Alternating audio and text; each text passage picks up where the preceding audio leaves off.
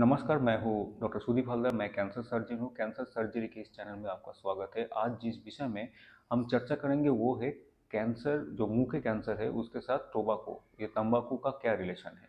तो simple relation है, तंबाकू लेने से मुंह के कैंसर बढ़ता है। भारतवर्ष में सबसे ज़्यादा कैंसर किसी पे होता है तो वो मुंह के अंदर वाला कैंसर होता है।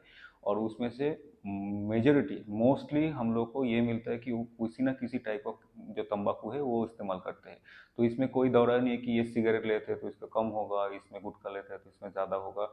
कुछ भी, कोई भी टाइप ऑफ टोबाको किसी भी मात्रा पे अगर कोई लेता है तो उसका कैंसर होने का संभावना बहुत ज़्यादा बढ़ जाता है। इम्पोर्टेंट चीज़ ये है कि अगर उसके साथ अगर कोई शराब भी लेते हैं, ड्रिंक्स करते हैं, अल्कोहल भी लेते हैं, तो वो कई गुना ज़्यादा बढ़ जाता है मुंह के कैंसर होने का जो रिस्क रहता है।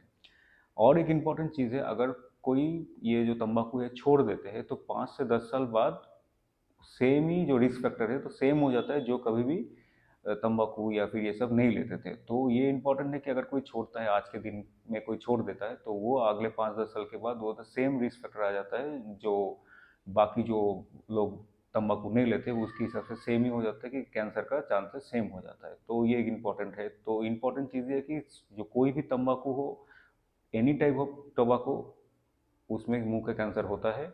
इसका कोई लिमिट नहीं होता है कि ये लिमिट से नीचे सेफ है, ये लिमिट के ऊपर जाके कैंसर हो सकता है। कोई भी लिमिट इज़ वेरी डेंजरस। और इम्पॉर्टेंट है, उसके साथ शराब ऐड करते हैं तो वो बहुत ज़्यादा गुना बढ़ जाता है।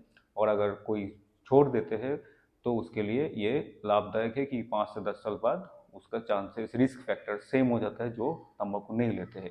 और इम्पॉर्टेंट चीज़ है, गवर्नमेंट सेटअप है, बहुत सारा डिपार्टमेंट है जहाँ पे ये तंबाकू छोड़ने का प्रोसेस आपको बता दिया जाता है। और उसको बहुत सारा निकोटिन रिप्लेसमेंट थेरेपी भी है, बहुत सारा ट्रीटमेंट है, बहुत सारा उपाय है जिसमें आप ये तंबाकू छोड़ सकते हैं। तो तंबाकू छोड़िए और सुस्त रहिए।